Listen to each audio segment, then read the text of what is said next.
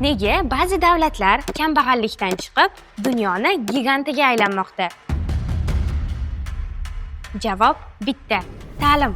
Bugun biz PISA va xalqaro reytinglar asosida dunyoning eng kuchli 10 ta maktab tizimini ko'rib chiqamiz. Ishoning, birinchi o'rindagi davlat sizni hayratda qoldiradi. 10-o'rin Tayvan. Ro'yxatimizni texnologiya markazi Tayvan ochib beradi. Bu yerda bolalar birinchi sinfdanoq mikrosxemalar va kodlashni o'rganishadi. Ularning maqsadi kelajak muhandislarini tarbiyalash.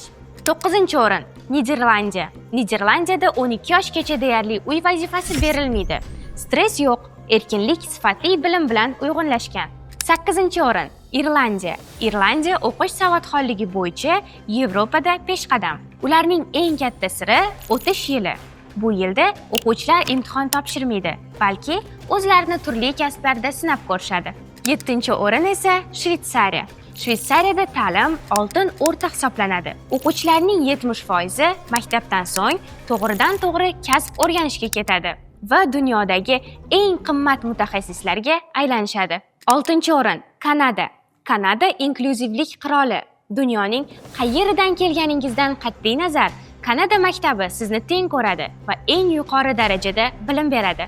Sizningcha O'zbekiston maktablariga qaysi davlat tajribasi ko'proq mos keladi? Izohlarda yozib qoldiring.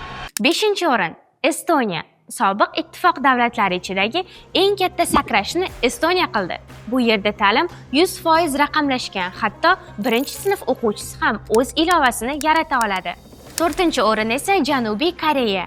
Eng qattiq intizom. Koreys o'quvchilari kuniga 12-14 soat o'qiydi. Bu yerda repetitorlik sanoati milliardlab dollar foyda keltiradi. Bilim bu yerda hayot-mamot masalasi. Va nihoyat kuchli uchtalikka keldik. 3-o'rin Finlandiya. Dunyo hayratda. Imtihon yo'q, maktab formasi yo'q, lekin bilim eng yuqori darajada. Finlandiya siri o'qituvchilarda. Bu yerda o'qituvchi bo'lish uchun tanlov kosmonavt bo'lishdan ham qiyinroq. 2-o'rin Yaponiya. Yaponiya avval tarbiya, keyin bilim beradi. 4-sinfgacha bolalar imtihon topshirmaydi. Ular axloq, tabiatni sevish va hurmatni o'rganishadi. Natijada esa dunyoning eng aqlli millatiga aylanishmoqda. Va nihoyat 1-o'rin Singapur, mutlaq chempion. Singapur PISA reytingini barcha yo'nalishlarda oltin medal oldi. Ularning ko'proq o'rgan metodikasi butun dunyoni lol qoldirmoqda. Ko'rib turganingizdek, kuchli davlat bo'lish uchun sifatli ta'lim kerak.